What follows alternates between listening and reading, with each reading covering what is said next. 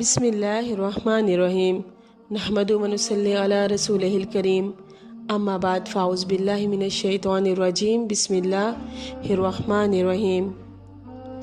آج ہم بات کریں گے محرم الحرام کے چاند کے بارے میں اور محرم الحرام کی فضیلت کے بارے میں کہ محرم الحرام کا چاند دیکھ کر ہم کون سی ایسی دعا مانگیں اور کون سے ایسے وظائف کریں جن سے اللہ پاک ہمارے تمام مشکلات کو دور فرمائے اور اللہ پاک ان کے صدقے ہمارا پورا سال امن اور سلامتی کے ساتھ گزارے۔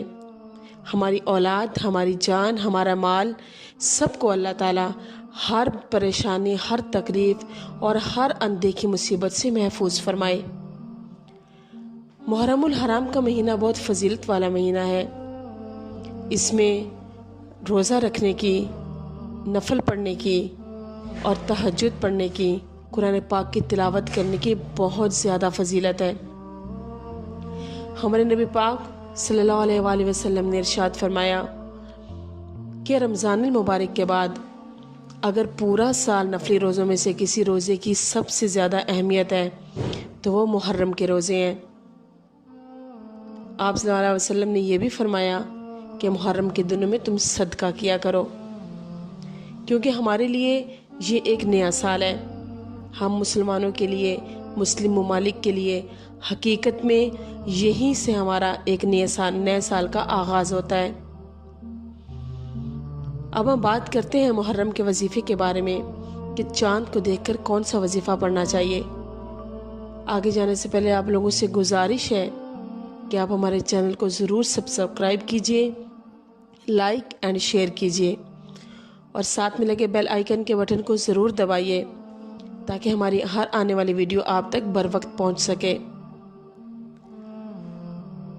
محرم الحرام کا چاند جب دیکھیں باوضو ہو کر ایک بار درود پاک لازمی پڑھ لیں، خشوع خضوع کے ساتھ اللہ کے حضور دعا کر کے، نیک نیتی کے ساتھ اور پورے دھیان کے ساتھ۔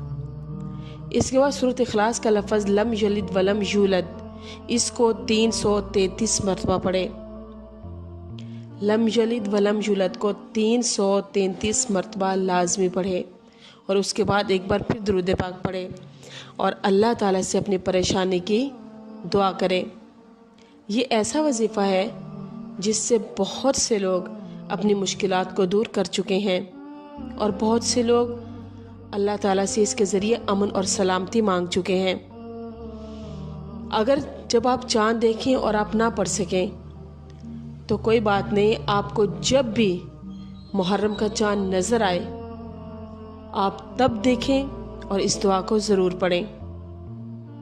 اللہ تعالیٰ ہم سب کو عمل کی توفیق عطا فرمائے اور اللہ تعالیٰ ہماری تمام مشکلات کو دور فرمائے۔ وآخر الدعوانا ان الحمد للہ رب العالمین۔